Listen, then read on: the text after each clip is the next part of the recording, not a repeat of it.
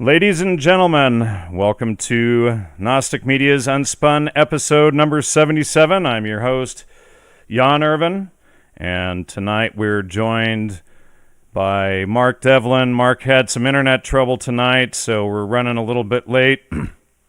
Everything up is 77. Up and running now. I'm your host, Jan Irvin, and let me mute that. Tonight we're Hold on joined a second, I got a feedback loop going. Mark Devlin. Mark had some internet trouble tonight, so we're running a little bit. Sorry about that, folks. So, got rid of that little issue. Anyway, we're here. Thanks to everyone for supporting the show and donating this last week. I really appreciate it. Call out to all of you. And glad to have you on, Mark. This was bound to happen eventually. I guess I've been on your show last year, maybe a couple times, and we've talked about having you on mine for a while. And so good to have you here. Good to be here, man. Eventually. Well, welcome. So, yeah, it's 5 minutes, right before we're supposed to start the show, your internet goes off. So that's all right. Would you believe it? Would you believe it? Anyway. And I've stayed up especially as well. It's 1 o'clock in the morning here. Yeah, so you're not exactly wanting to stay up, extra late just to hold off, right? Well, I guess we should just dive into it now. Make the best of the time. Yeah. All right. So, let's get going. You sent me an article to read on how do you pronounce his name? Let's see here.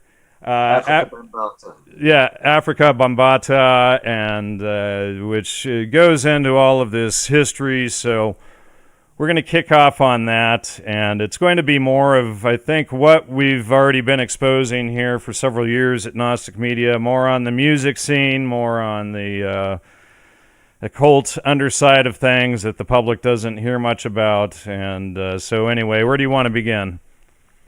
Okay, well, just very briefly, I'm a radio and club DJ for many years, and a few years ago I turned my attention to researching the true nature of the corporate music industry and what it's used for, and the groups and networks that really run it. And last year I put out my book, Musical Truth, Volume 1, and in it I've got a chapter titled The Systematic Degeneration of Hip-Hop Culture, because that's the way I see it. Basically, I've been a hip-hop DJ for the past 20-odd years. I've played all forms of black music, but hip-hop is what I've been most known for. And what passes for hip-hop today is nothing like what it was when I first got started in the game in the early 90s. What you've got now is a completely degraded, debased, toxified version of what went before. And you can see that in so many elements of it. You can listen to the sound frequencies and the production styles that are going into so-called hip-hop records now. And to my mind, it just sounds like garbage. It's just satanic, it's dark, there's all kinds of dissonant, discordant stuff going on with the bass lines, with the production methods. Then you can look at the lyrics, and the lyrics are just completely debased and degenerated and degraded as well. The only lyrical themes that you hear about in so-called hip-hop records now are just all about materialism, partying up in the club, drinking champagne, gold chains, various consumer brands that are pushed as part of product placement, and it's just complete BS. It's completely detached from what it used to be. And it used to be a beautiful, meaningful art form, which when it first started really was inspiring to people. It uplifted them. There was a lot of message music. The music was meaningful. The messages were, powerful like that. And all of that has changed. So I wanted to document that in this chapter of the book. But one thing that I really want to talk about right now, because it's topical, because it's ongoing, is this situation with this guy, Africa Bambaataa. So he's considered one of the founding fathers of hip-hop culture, alongside guys like Kool Herc and Grandmaster Flash, these legendary names from the early days of the 1970s in the Bronx, New York, where that whole art form grew up from. Africa Bambaataa was born in 1957, real name Kevin Donovan. He came out of the Bronx. He was a member of this organization called the Black Spades, which was like this kind of street group organization, this gang. And he formed a sort of offshoot of that known as the Bronx River Organization. And very quickly, this morphed into what became known as the Universal Zulu Nation. And he headed this organization up from the 1970s all the way through to 1994, when he was replaced as their leader. And this organization was all about taking young members of these impoverished Black communities and bringing them into this group. And ostensibly, it was all about self-improvement, urban regeneration. It stated all kinds of positive means and principles and codes that it was all about.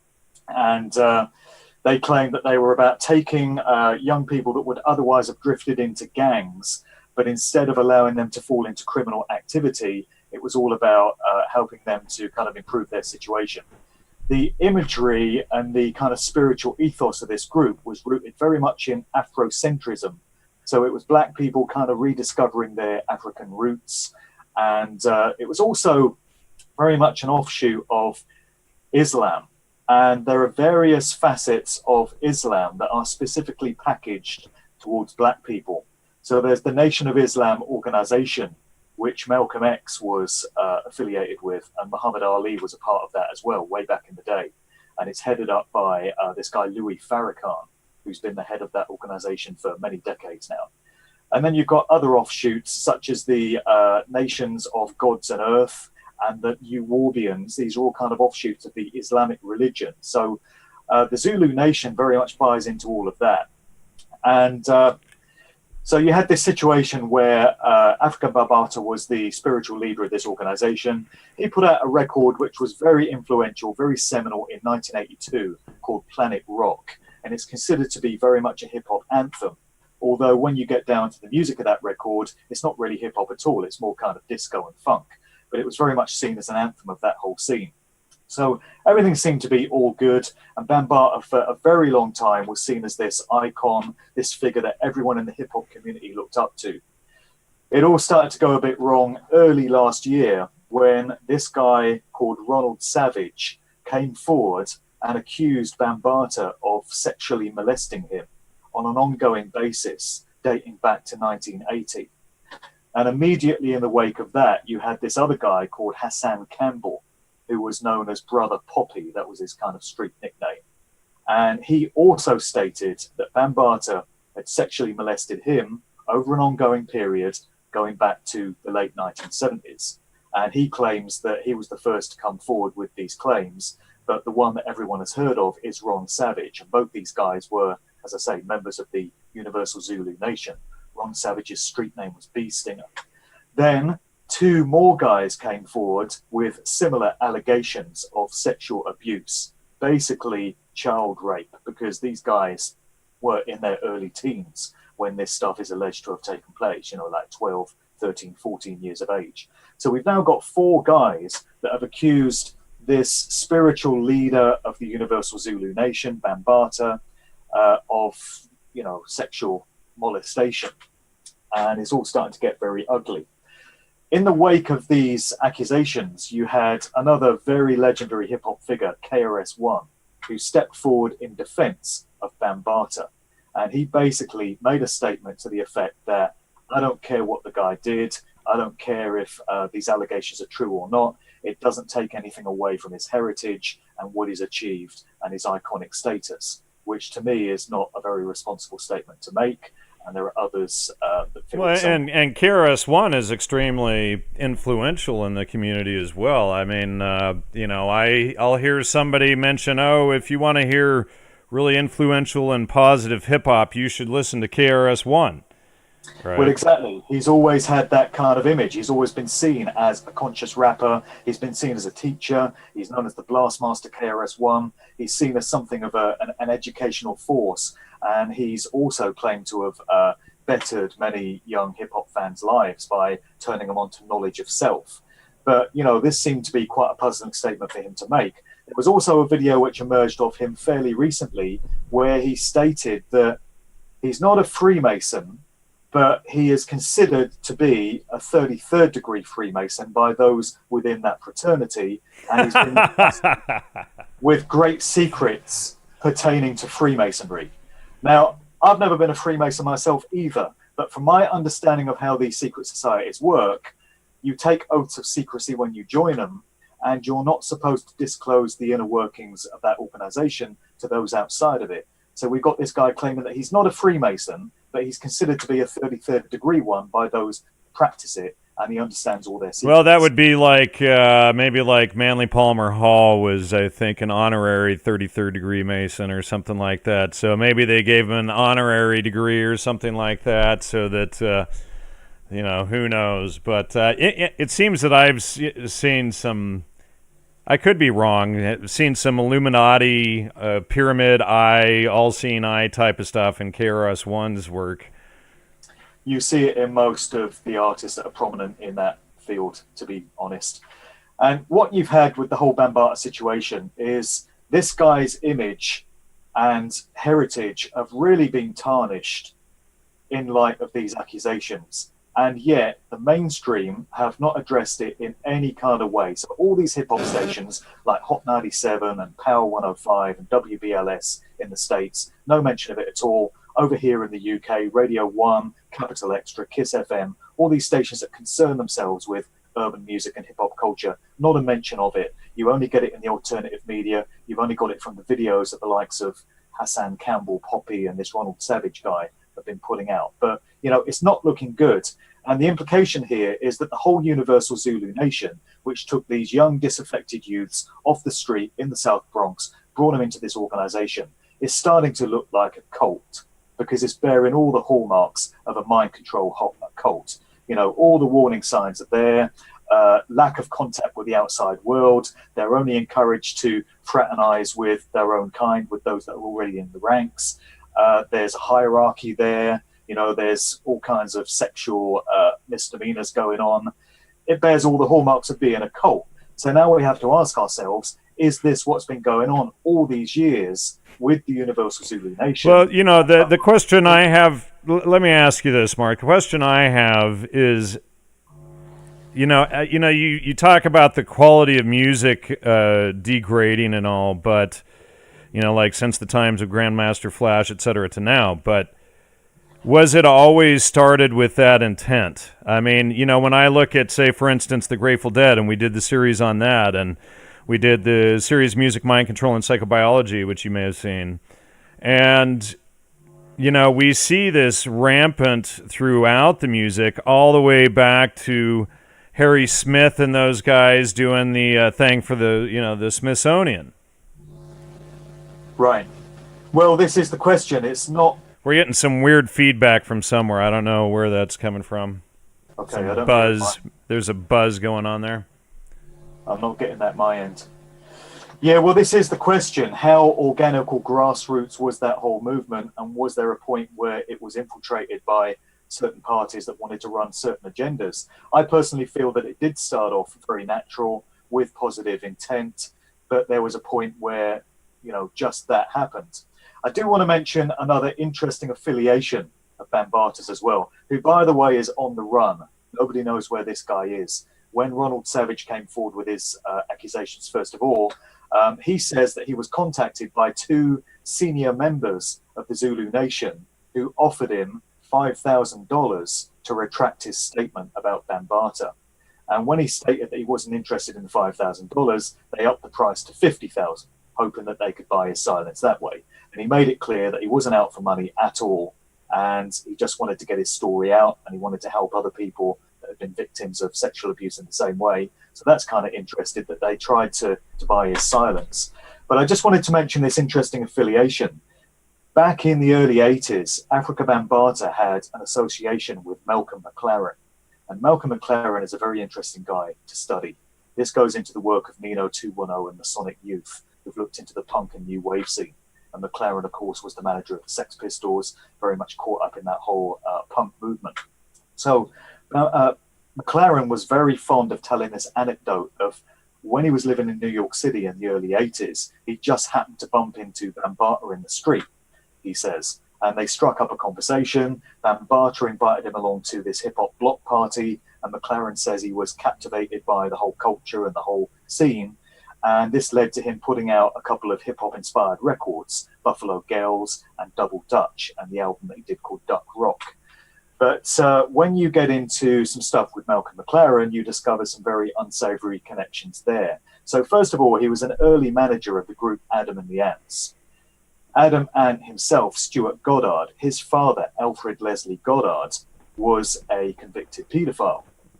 And he was affiliated to this network which ran out of Dolphin Square in Pimlico, London, close to where he lived. And this implicates a whole bunch of British politicians, particularly Leon Britton, who was on Margaret Thatcher's cabinet back in the 1980s.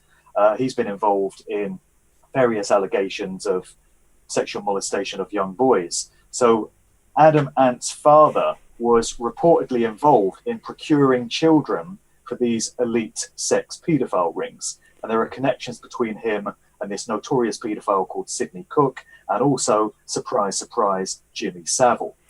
So there's the first link there between McLaren and Adam Ant. You know, Mark, let me just interject there.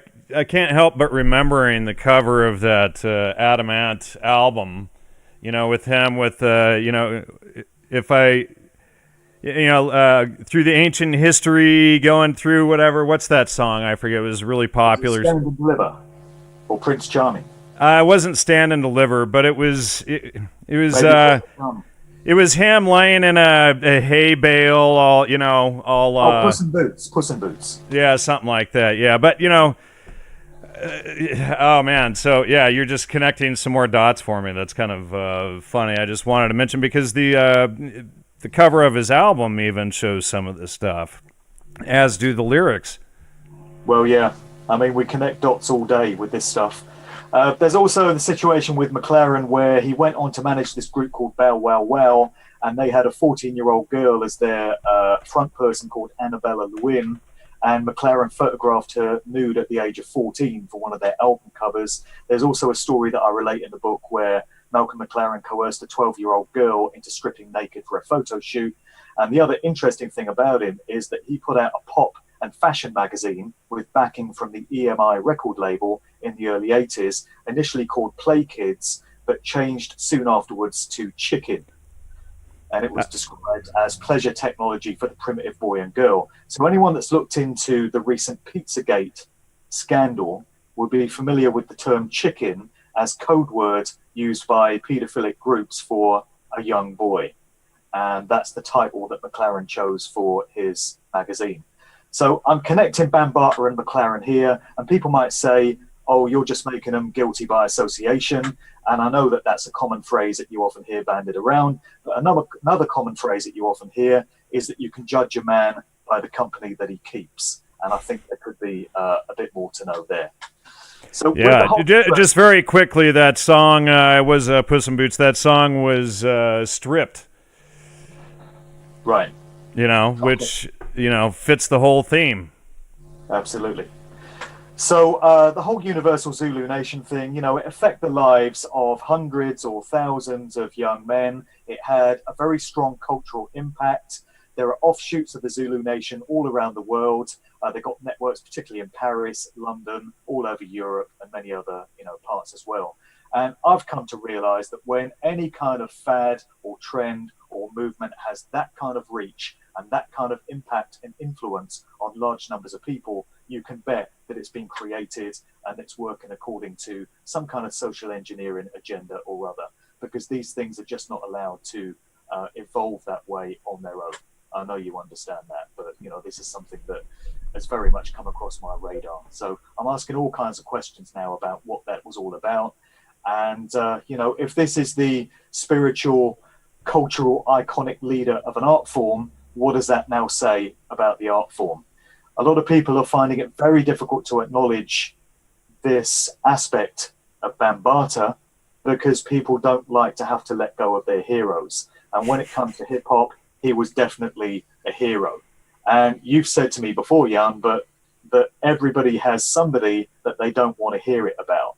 And there are so many people in the hip hop community that are in denial about this whole thing, but it is what it is. I just got in an argument with somebody the other day over Bono and U2 because they're going to be playing in San Diego, you know, and I was like, well, you know, Bono's Dirty, and I said, do you like the police? And they said, yes. I pull up the brain database and show, Stuart Copeland, Miles Copeland right into the CIA, And, Right. they just don't want to hear it. They just can't even fathom that, and see, this is why I question this guy, Bambata, however you pronounce his name, because he's running a cult. It has all of the typical signs of an intel operation from the get-go rather than an organic growth.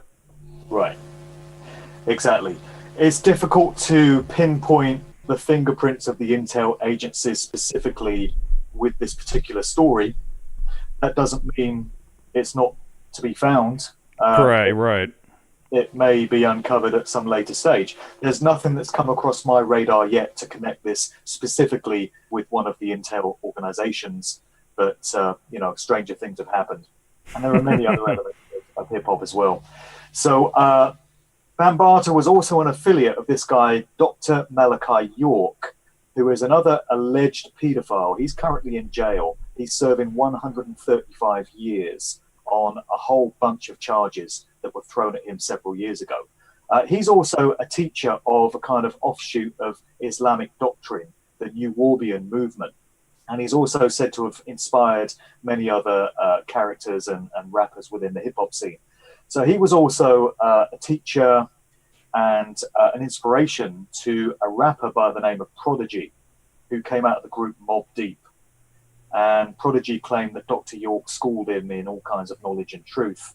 An interesting thing about Prodigy is that on the 20th of June this year, he just happened to turn up dead in Las Vegas after having been hospitalized a few days earlier. And his death has been put down to a long-standing condition that he had with sickle cell anemia. And it's well known that he battled with this disease for the whole of his life.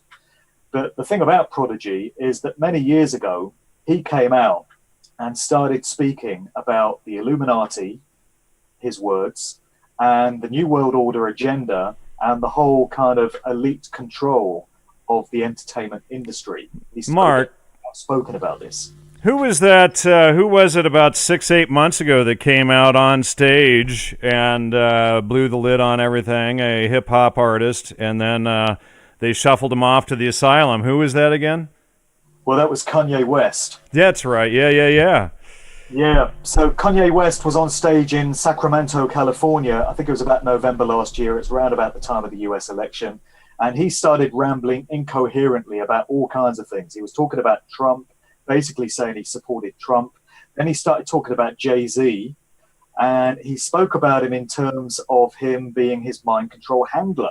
Well, that actually makes sense with my own research that he was that Jay-Z was his handler. I mean, we've come up with that hypothesis with other people like Beyonce, Right. Well, Jay-Z brought Kanye into the game, so that's certainly possible. He put him on the map. So Kanye's ranting about all this stuff, and he says, "Jay, don't be sending those killers up in my head now." And he says that twice, as if Jay-Z's got some kind of control over his head, over his mind, You can read all monarch style. Exactly, monarch programming, which is absolutely endemic throughout the entertainment industry. Absolutely. It's no different to that. So you got this guy, Prodigy, who came out in late 1995 on the remix of an LL Cool J record where he dropped a guest verse. And he came out with the phrase, "Illuminati want my mind, soul, and my body." And then a few years after that, he started doing interviews. He was incarcerated for a few years in 2007, and that's where he said he started reading the work of Dr. York, and he got turned on to all kinds of truths about what's really going on in this world and who really controls the entertainment industries. So beyond that point, he started talking about the Illuminati, about these secret societies that run everything. He started getting very critical about Jay-Z. He called Jay-Z out as a Freemason. He said that Jay-Z has sold his people out. He's not true to his culture, to where he's come from. He's just playing the corporate Illuminati agenda, very outspoken stuff. And then Prodigy just happens to die on the 20th of June, which is the day before the summer solstice, of course. And another thing that you come to realize is that a lot of these celebrity deaths, which happen very suddenly, happen on significant dates in terms of solstices, equinoxes, religious festivals, all that kind of thing. So a lot of people seem to accept that because this guy had been suffering with sickle cell anemia, we shouldn't be too surprised that it got the better of him and, he died in the end. But I find the date suspicious, and maybe it's just me. Maybe it's my suspicious mind. But when somebody is that outspoken about these elements and these types of information, and they just happen to turn up dead, it makes me kind of suspicious. Going back to the Bambata situation, incidentally, there was another affiliate of the Universal Zulu Nation who has been making some videos recently confirming that Bambata is indeed a paedophile. And this was a guy by the name of TC Islam. And on the 8th of June this year, he just happened to show up dead in Atlanta. He's said to have been murdered. He turned up on a sidewalk in Atlanta, but there have been no further details given about the nature of his death. And there's been no police statement or coroner's report or anything like that. The only information we've got is that this guy that was connected with the case just happened to have turned up dead in Atlanta. So people can make of that what they will. One other thing which is topical, which is in the news at the moment, is a story that broke just yesterday, and it concerns R. Kelly. So R. Kelly is an R&B singer and producer. He's not a rapper, but he's been very much affiliated with the hip-hop scene. He did an album with Jay-Z. He's collaborated with a whole load of rappers. And he's been embroiled in all kinds of sex scandals throughout his career. So there are home videos which are said to have emerged of him in recent years where he's urinating on teenage girls as part of what he considers to be some kind of sex game. Not my idea of a sex game, but maybe that's just me. And the other thing about R. Kelly is that he married the R&B singer Aaliyah when she was just 15 years of age in a ceremony which was later deemed to have been illegal and it had to be nullified. But this guy has a penchant for teenage girls and pre-teen girls, clearly.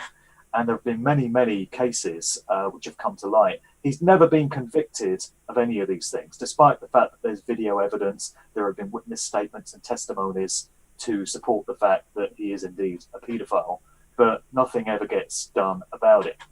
This story emerged yesterday where he is said to have been involved with a whole load of women living together in this kind of communal arrangement, which again smacks of being some kind of mind control cult.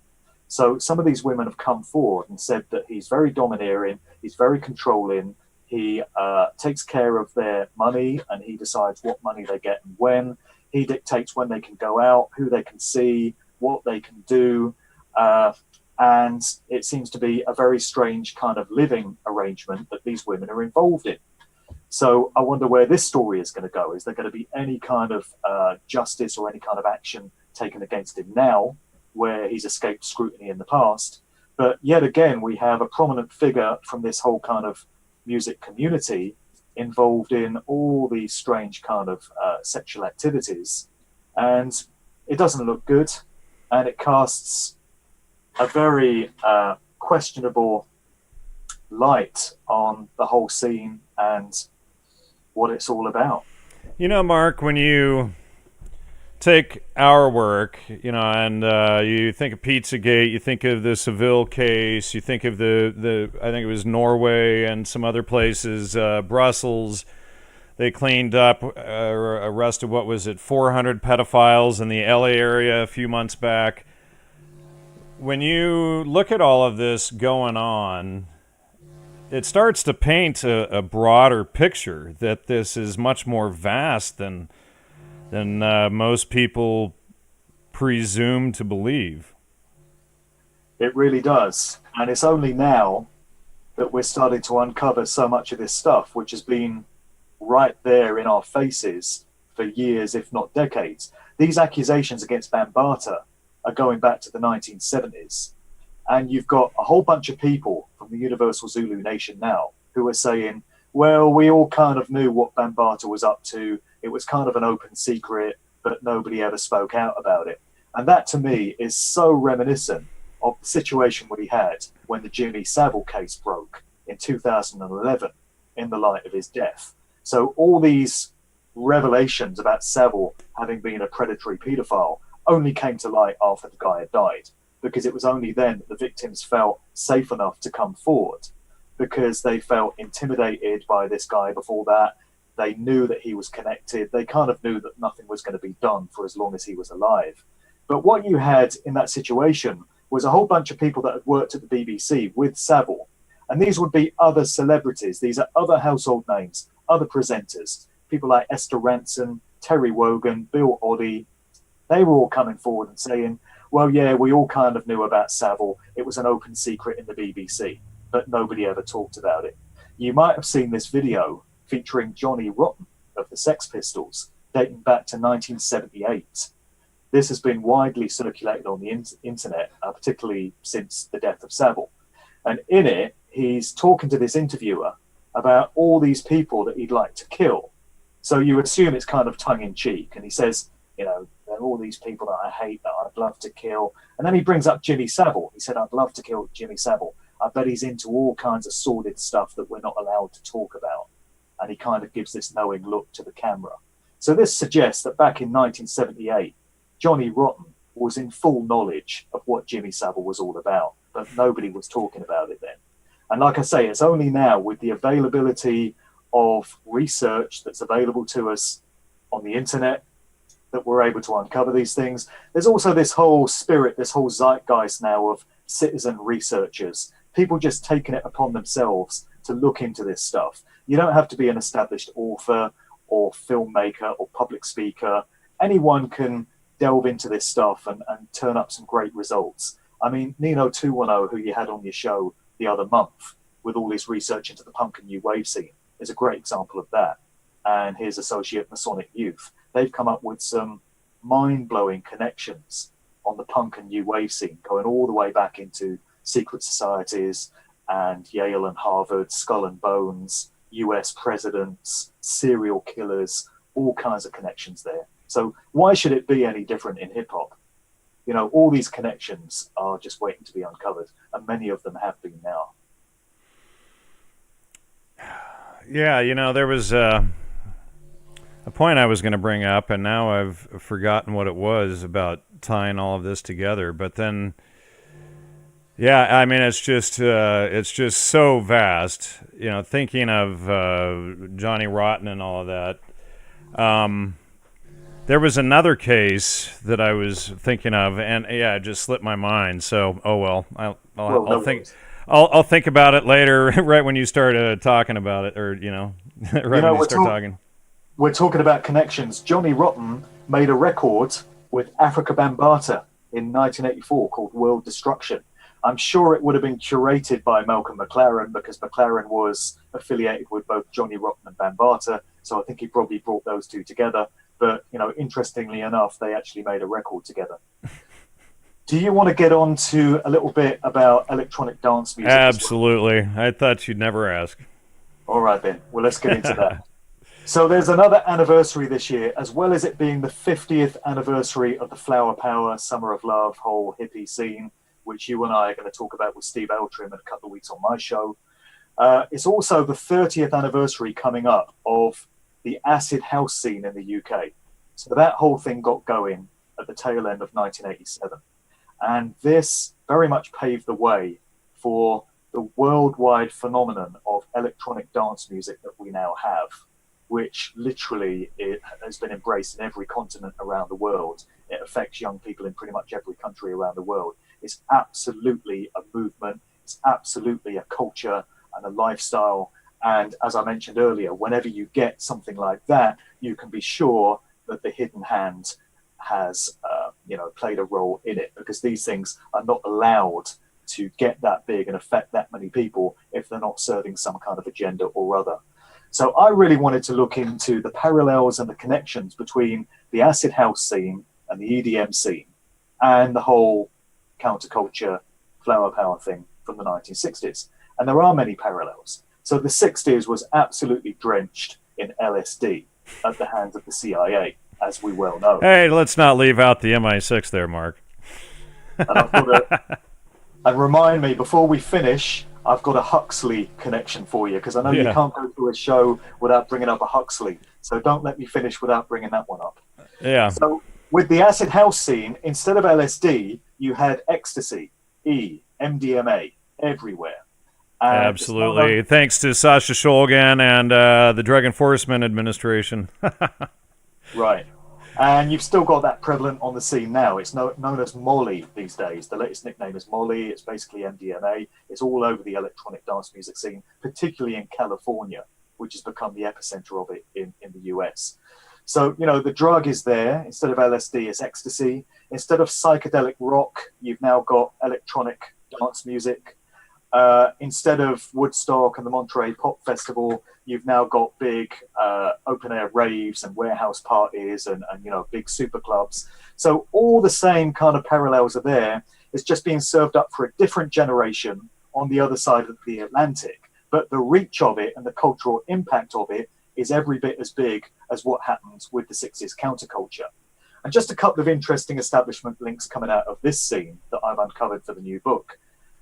The biggest kind of high-profile dance music club coming out of London in the early 1990s was the Ministry of Sound, and is still around to this day. And the guy behind Ministry, which was very much modelled on the Paradise Garage coming out of New York, this very iconic disco club, which, the Ministry of Sound was modelled on it. So the guy behind it went by the name of James Palumbo. And he was the grandson of an Italian immigrant who had made his fortune in property development, also the eldest son of a baron, Baron Peter Palumbo. And this guy, James Palumbo, that started the Ministry of Sound, has since become a baron himself. He's known as Baron Palumbo of Southwark. He's reckoned to be among the 400 richest people in Britain, with an estimated fortune of £130 million, which is not a bad track record from running a nightclub. And he launched it with a fellow Etonian, Humphrey Waterhouse. And I think there might be an interesting clue in what he decided to call the club, as in Ministry of Sound, because, of course, ministries are connected to government, are connected to the establishment. Religion, cult. Yeah. Palumbo was a close associate of Tony Blair's Labour Party kingpin, Lord Peter Mandelson, who is also known to be an affiliate of Baron Jacob Rothschild, frequently holidays with him in Corfu. And James Palumbo, the Ministry of Sound guy, is said to have given Mandelson the use of a chauffeur-driven car for the 1997 general election campaign. Isn't that interesting? Then we have one of the prominent promoters of some of these early raves that came out of Britain in the very early days of Acid House, by the name of Tony Colston Hayter. He was a public schoolboy, the son of a university lecturer and solicitor. He was also a gambling addict, but he turned out to be one of the key figures in the whole free party scene that got that whole movement off the ground. And he popped up again a few years later in 2014 when he pleaded guilty to being the leader of a group that had hacked into the main computer system of Barclays Bank and embezzled £1.3 million from its funds.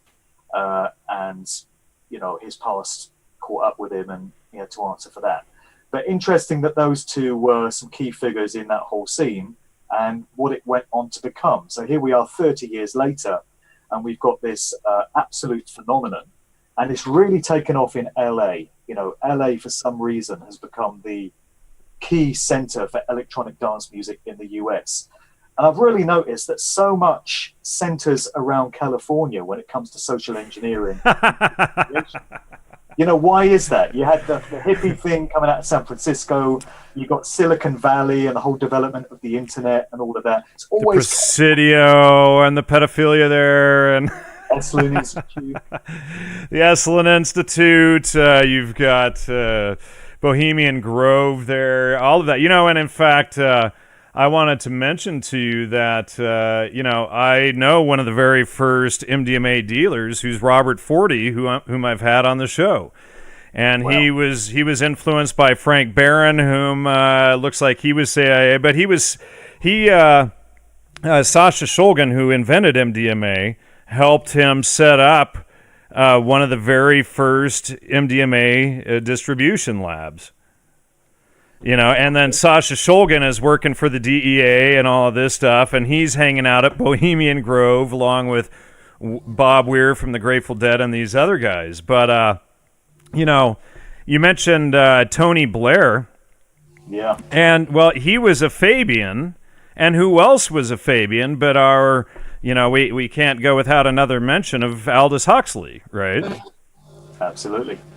let me just get my Huxley story in case we run out of time. Sure. So during the course of my research, this is unconnected to hip hop or electronic dance music, but we can't leave out a Huxley.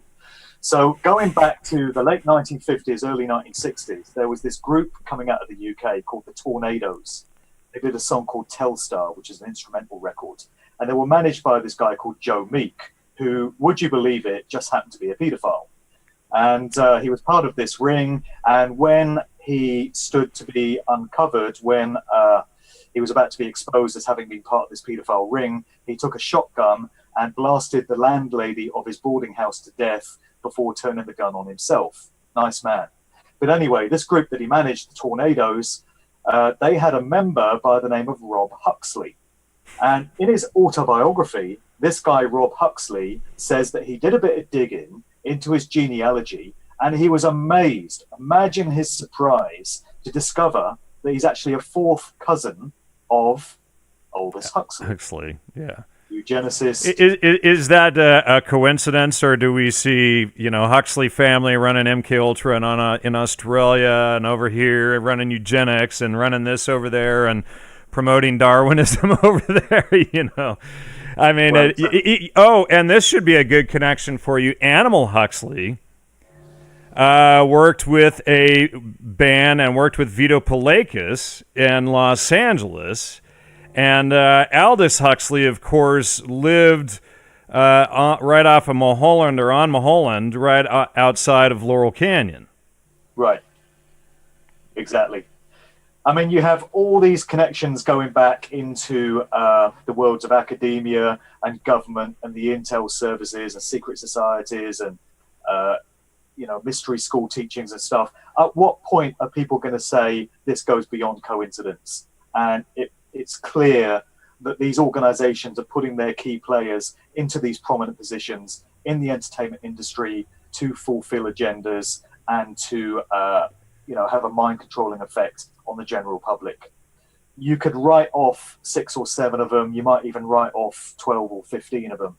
But when you get it time and time and time again, and the exception to the rule becomes the special event, then, how much is your denial going to prevent you from seeing what's right in front of your face? Right. It's like, how many times do you have to see the military intelligence background behind the parents of a music band? I mean, it's like, oh, come on. Again, it's just so often, it's absurd. Exactly. So, yeah, that's some stuff that's coming in the next book. The parallels between the electronic dance music scene and the whole acid house thing, and the counterculture scene of the 60s, and much more into the toxification of hip-hop, because this is something that's close to my heart. When I first started out, the music was a lot more meaningful than it is now. You got uplifting messages from it. There were some great records sampled as well. Hip-hop producers used to take old soul and funk records and recreate the bass lines to make the new track. Everything now is electronic. Everything is digital, including how the message is delivered to consumers. Streaming is everywhere now. People are just listening to MP3s on their shitty little speakers, their tinny little mobile phone speakers, Everything has changed. And even the art of DJing has changed. And one thing I've noticed is that this goes hand in hand with what's happening to people's attention spans. It's another aspect of social engineering. So people have such diminished attention spans now, particularly young people, because it's always the younger generation that are in the sights of the social engineers. They don't bother with people of my age because they just think I'm an irrelevance. They're just waiting for my generation to die off. They're always after the younger people of any generation. That's what they did in the 60s, of course. The whole counterculture thing was aimed at the baby boomers, basically, that were coming of age in the mid-60s. And it's no different what they're doing now. They're after the millennials. They're after kids that were born around about the year 2000, and they're doing a big number on them. So you've got dwindling attention spans. And I lay a lot of the blame for that at the door of things like Instagram and Snapchat, these social media phenomena. So Snapchat is this thing where you're supposed to record a very brief bit of dialogue about what you're doing on your mobile phone. You film a little 15, 20-second video and say, hey guys, I'm here at the club and I'm listening to this tune and I'm here with so-and-so and we're having a drink. Catch you soon. And you put that out there, and and somebody will watch it, somebody in your social circle, and go, oh yeah, right, okay. And then they forget it as soon as it's done. Now you've got to do another one because that's irrelevant now. That's old news. So there's this pressure on young people to constantly keep their Snapchat updated. It's the same thing with Instagram. You take a picture, you post it online, everyone goes, oh yeah, right. Then they forget it and it's gone. Now you've got to do another one. And I see how this is playing out with when you're DJing in a club now. It used to be the case that you could play a record for 3 or 4 minutes and hold the attention of the dance floor, and people will respond to that record and react to it in the right way. Now you see DJs drop in a verse and a chorus of a tune. By the time they've got 90 seconds into it, everyone's attention span has dwindled to the point that they've got their mobile phones out, they're looking at their smartphone, they're going to the toilet, they're going off for a drink, because they're used to having everything served up to them instantly. They want it right now, and they get bored very, very quickly. So if you're not changing the record every minute to 90 seconds and chopping in verses and choruses the whole night, then you're not going to hold the attention of the dance floor. So it's just another aspect of the way social engineering is going hand in hand with this transhumanist, technological, futurist society that we now have. Hey, Mark, who came up with the term transhumanism? Well, I don't know. Oh, it's been a few minutes. I just had to slip it in. Julian Huxley. Had to be a Huxley. He's the guy that popularized the tinfoil hat as well, right? Yes, I believe, yes, you are correct on that. And I did have an article on that. I do believe that's in the brain database as well. Okay. Very interesting. Are we out of time? We started about 11, 12 minutes late, so it looks like we still have about 8, 9 minutes left. All right, then. Cool. So, what else should we talk about?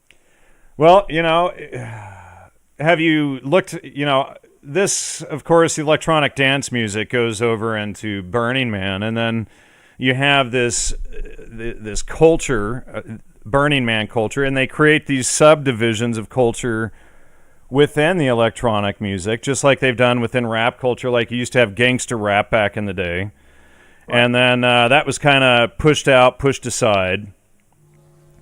But there's all of these subdivisions within the music. Like you have your MDMA music, you have your more LSD type music, you have your more mushroom type music. Like Go Gill is more LSD and mushrooms, whereas Darude is more, anthem music, really poppy, really fast. But, they're catering the music and dividing the music. The Burning Man groups, you have the Dress, you have all of it. It's catered to specific groups and subdivisions, just like they did with rock music, like we exposed in Music, Mind Control, and Psychobiology with Hans Utter. Right. And with hip-hop, it just feels like they're really doing a number on the black community, and they have been for quite some time. And it's long been my view that the controllers, the elites, the social engineers, the dark occultists, call them what you will, have contempt for all of society, Absolutely. For we profane ones, if we're not part of their group. But I think they reserve a particular brand of contempt for black people. And I think we've seen this play out in so many ways over the decades. So they flooded the black communities, the ghettos of all the big cities with crack cocaine. There was the AIDS epidemic, which targeted or very much affected those communities as well. There's been street violence, gang violence. There's this great scene in the movie Boys in the Hood, fantastic movie from 1991. You have Lawrence Fishburne's character who's trying to school and educate his teenage son and prevent him from falling into gangs and into criminal lifestyles. And he takes him on this tour of this black ghetto. And he points out the fact that in every black community, you have two things that you constantly see, a liquor store and a gun store. And he points out that this is the way that they're just allowing these black communities to kind of destroy themselves from the inside. So all these things have kind of affected black communities in so many ways. And then on top of that, what I've seen happening over the past 20 years or so is hip hop, this art form, this culture has also been turned against them.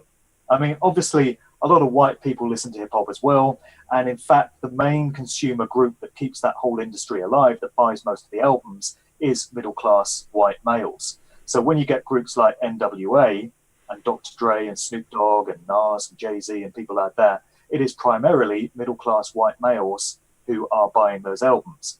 But of course, I think that's very intentional as well too. I think you have, just like we expose with like what the CIA did in Oaxaca, Mexico, with Maria Sabina, etc. But the attack is working both directions. You know, just like we exposed in the Manufacturing the Deadhead article with,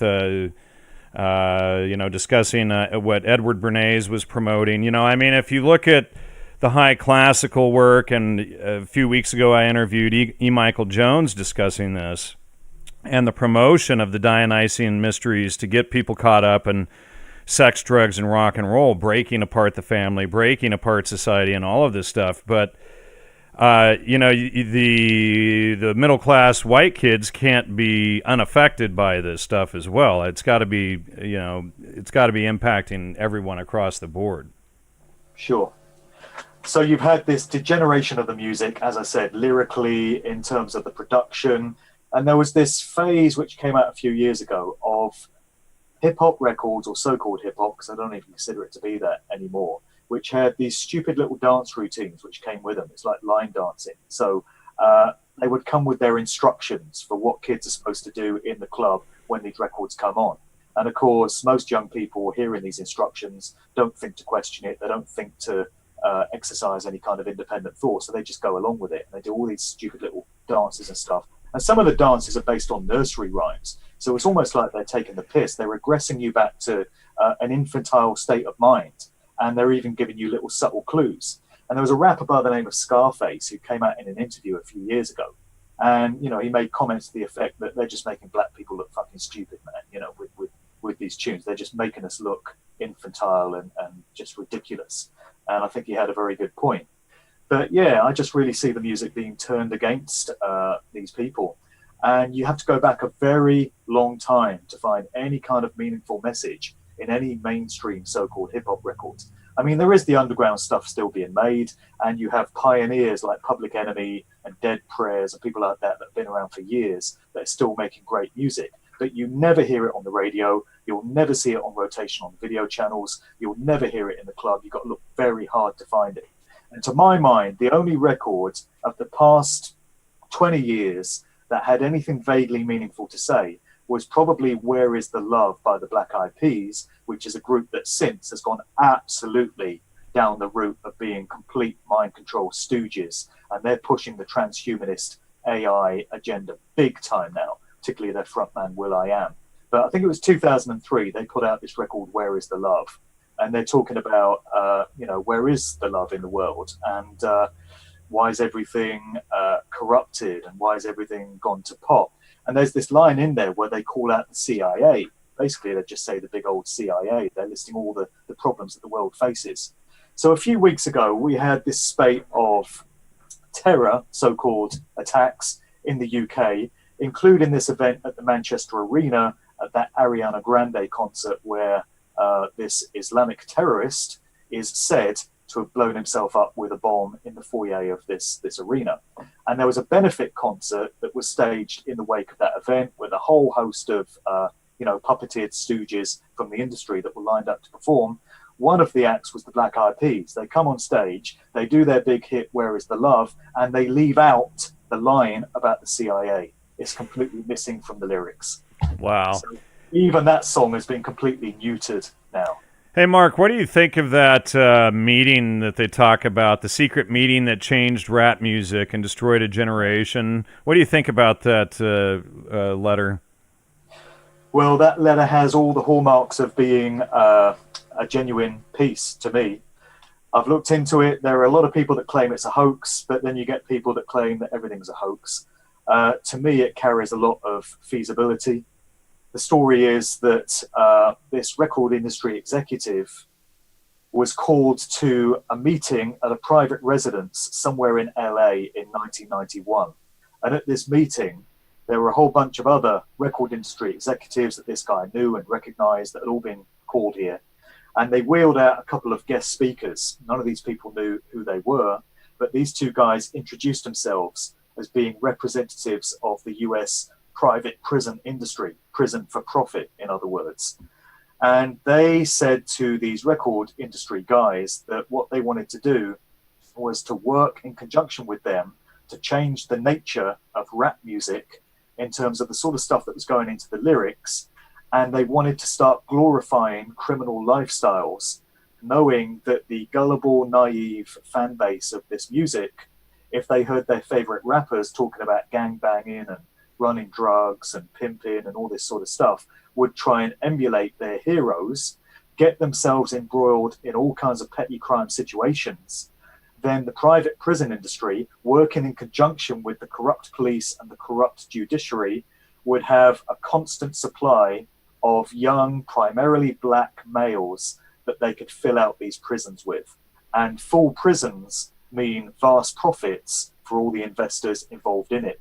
So what they said to these record guys was, we can work together on this, you can have shares in this project, and we're all going to get very, very rich.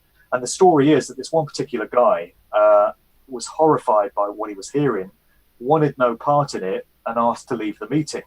And he was escorted out at gunpoint, so he says, and sworn to secrecy to never divulge what was said in that meeting. And he says that about 20 years later, his conscience got the better of him. He could no longer live with himself, and he just had to come out and expose what he'd been a part of. So he didn't give his name, although I guess it wouldn't be that difficult to track down who he was if you knew who attended that meeting. And it's for this reason that a lot of people say, oh, it's probably a hoax and, it didn't really happen. But look at the way the music went from that point on, 1991.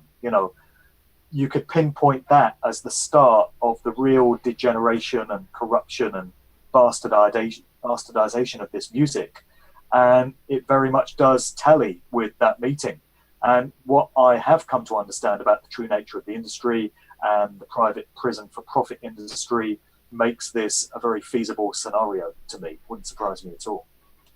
I agree with you, and that was a good analysis. I mean, when you look at that and then you fast forward, you see the whole thing, but you see it, across all the music. It's like back in the 80s and 90s, you had the alternative music that comes in, and it's one thing. I listen to what's coming out now, and it's not even stuff I can stand, and every 10 years, if you go on the satellite radio, you just hit... They have the stations by decade, and you hit the 50s. There used to be a 40s one. I think they got rid of it. You hit the 50s, the 60s, the 70s, the 80s, 90s, etc., and you see distinct changes in the style of music every decade. And I think that's all done intentionally, too, so that it creates a false generational gap between parents and children, and then you have the subdivisions of the music creating false divisions between the children themselves. Divide and conquer. Yeah, well, I can't stand to listen to the stuff that's on the radio now. And I know there's probably an element of me getting old, and, people younger than me would just consider me to be an old bastard that's out of touch with stuff. But I think there's more to it than that. I agree. I can pinpoint the sound frequencies, the production styles that's going into so-called hip-hop records now. To me, it sounds straight satanic, because I've looked a bit into how dark occultists work and how they do things like cast hexes and spells on master recordings. And people can scoff at that and think there's no foundation to it at all. But don't be so quick to dismiss it, because I think there's a lot of foundation to that as well. And when I listen to so many of these sounds, they just make me want to reach for the off button. And many other people in my generation say the same thing. So I have these discussions with people of my age, other DJs, audio engineers, producers, and they say the same thing.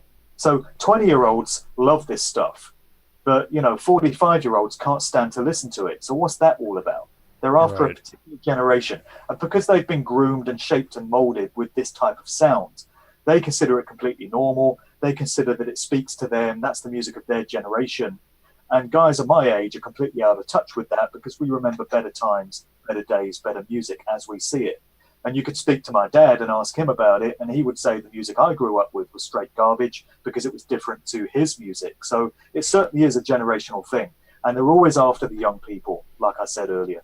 They're the ones that are so easy to mind control. They've got no point of reference. They can't remember what the world used to be like, particularly with all this technological stuff, the transhumanist, futurist society.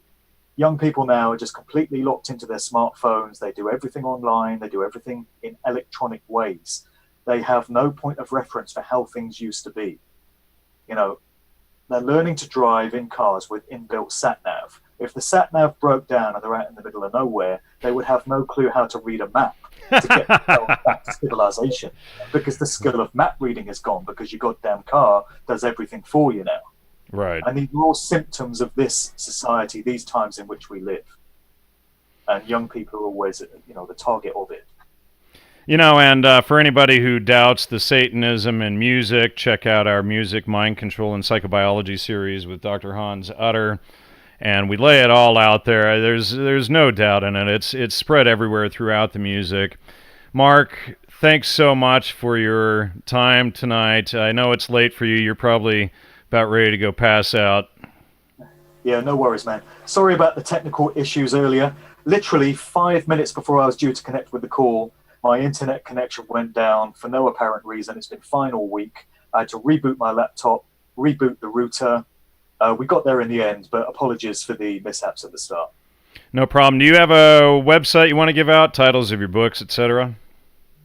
Right, so the book that's out at the moment is Musical Truth. You can get that on Amazon. If you want to get a copy from me direct, you're welcome to email me, mark@markdevlin.co.uk. There's a website for the book, musicaltruthbook.com. Volume 2 is being written right now, and I'm aiming to get that out in the new year, early in the new year, probably late January. So there's many more stories to tell, and a lot of what I've spoken about this evening is going to be in Volume 2. Look forward to it. All right, ladies and gentlemen, thanks for your time tuning in tonight. Please support the show, gnosticmedia.com. Check out Mark's work, and we'll see you next week. I believe we have Curtis Duncan returning to continue the line of research that he's done into the manufacturing of transgender, etc., as eugenics. So we'll see you all then. Thanks so much, Mark. Thank you.